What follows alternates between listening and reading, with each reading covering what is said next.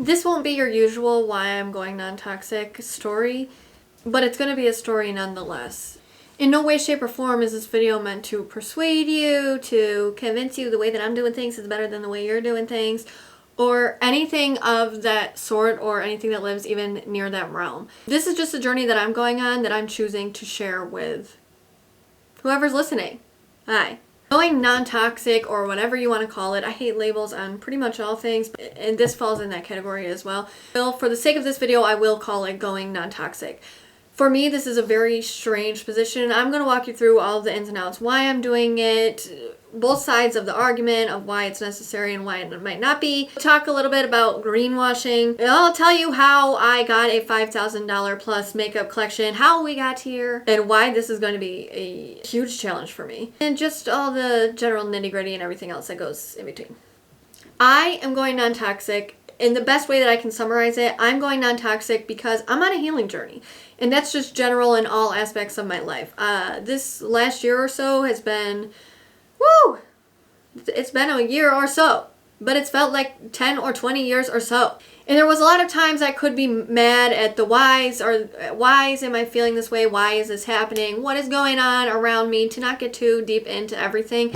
There were a lot of times I could have looked at it that way, but now that I'm coming out, I'm starting to see that little tiny circle of light. It is so far away, but it is there. I'm really taking this healing journey all the way. And a part of that for me is going non-toxic. I feel like when you really go through something, which is really the only way to get through something, right? The only way to get through it is to go through it. You got to go through it in all aspects. If somebody in marketing for beauty products came across me, like it would be like that TikTok sound, Rex on Rex on Rex. I'm a huge consumer of the beauty industry, and I have been for I'd say 5 years now, like steadily. Like a lot of people, the pandemic put my mental health in kind of a weird place, and then coupled with a bunch of other things, it really was like the perfect storm for me to have the most unperfect time in my own brain that I could. And I really fought really hard to understand why that was happening.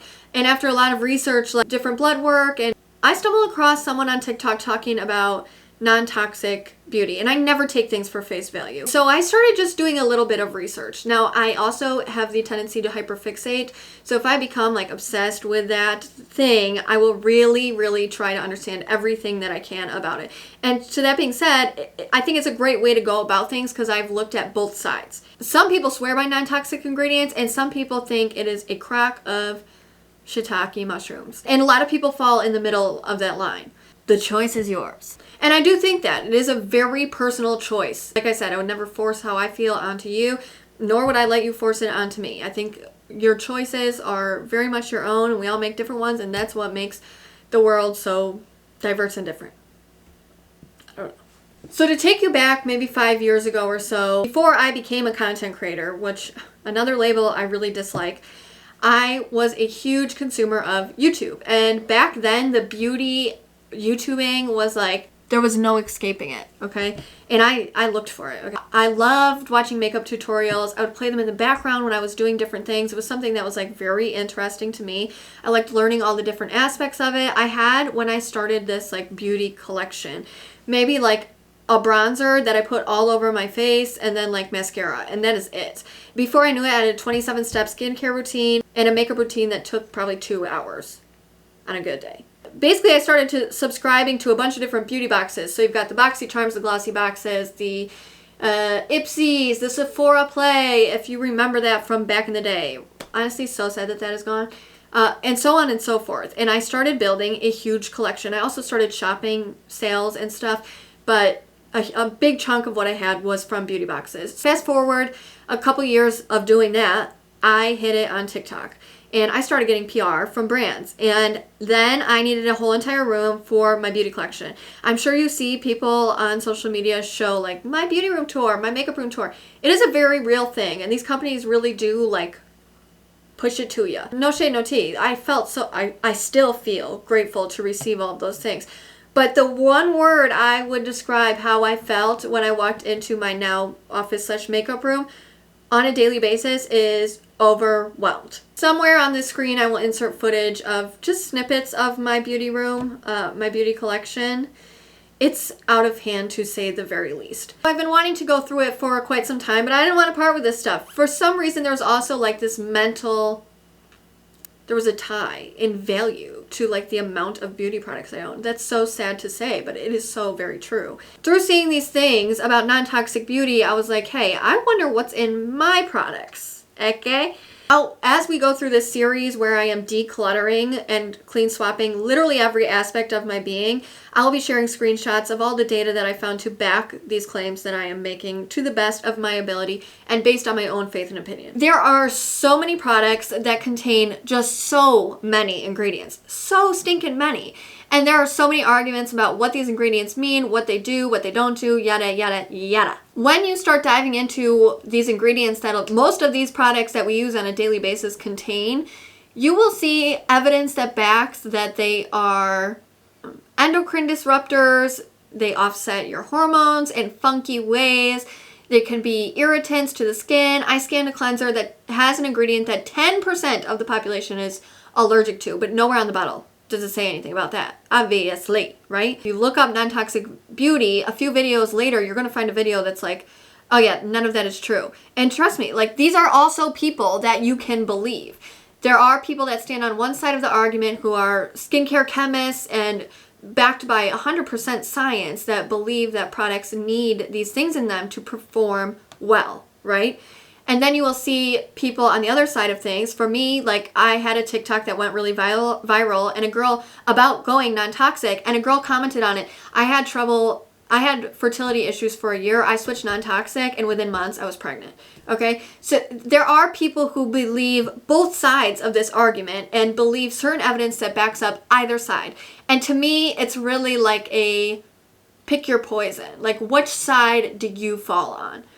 Here's the reason I'm falling on the side that I fall on. And really the details on what I would qualify that side as are for every product that is packed full of ingredients and things that you don't really need. Parabens are a big thing for like preserving shelf life. But if you only have one cleanser at a time instead of literally 27, which is how many I had when I did my clean out, who cares about the shelf life, right? Like you're not going to leave the product sitting on your shelf. You're going to use it. And that's why we purchase things with our hard-earned money, to use them.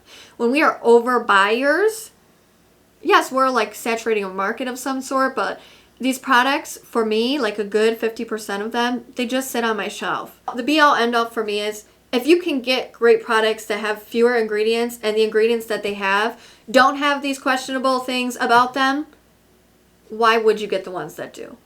That's where I'm at with all this. And feel free to disagree, honestly. Like I said, I don't think that like my side is right and your side is wrong. I don't even see it as a side against a side thing. I just see it as a personal choice I'm making, and you can make whatever personal choice works for you. And that's the beauty of the world we live in. So they say. I've thought about this decision and researched on it, and I mean till my eyes bleed, for like the last month of my life. And I feel confident in my choice. I feel really good about it. I'm kind of excited. I'm not kind of excited. I'm very excited. Since I'm a content creator, I am making content about it. There are some people that really follow this to a stringent T. So for a product to be a product that they use, it needs to be 100% non-toxic. So EWG verified, A+ on a Yuka, it's going to get a 100 out of 100. On Think Dirty, it's going to get a 0. For me, I'm hanging about the 50% mark, especially with stuff that I already have. This is kind of how I'm doing it. If I have a product that ranks a 50, I'm going to keep it and use it. But when I go to buy new products, they're going to be top of the line, okay? Top of the line. There is a whole other side of this thing where companies know now that there are a lot of people that do follow clean beauty. So they are marking their products as clean or all natural ingredients or plant-based or cruelty-free or all these other symbols that they can write on the bottle that a good percentage of the time that's not true. And that's what they refer to as like greenwashing. Somebody said I'm greenwashing in my videos that I make about this, but I don't consider sharing your opinion and your choices with an audience greenwashing because again, I'm not telling anybody that this needs to be your way of life. I'm telling you that it's going to be mine and I'm okay.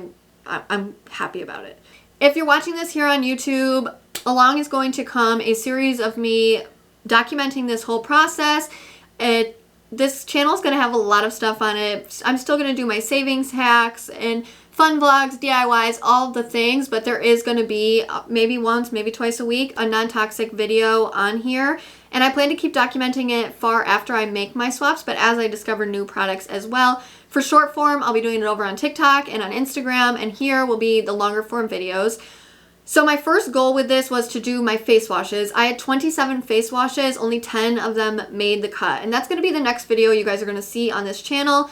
Me going through my face washes, and then we're going to just keep moving. Moisturizers, we're going to do hair care, we're going to do makeup, we're going to do cleaning spot, we're going to do the whole 9, 10s, 11, and 12s. So I hope to see you there for that. I felt like I needed to make this video first just to let you know like where my head's at and what is going on.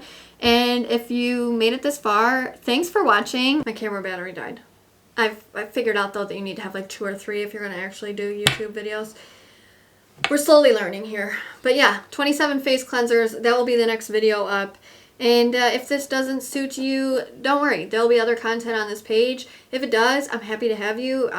If you're going along on this journey with me, feel free to let me know. If you have any questions, please leave them in the comments. I will be checking in there and chit-chatting back and forth.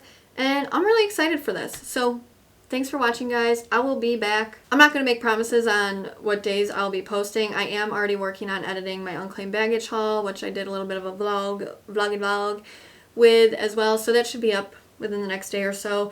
I'm going to go edit this and get this up first. And yeah, thanks for watching. And I'll catch you guys next time. Bye.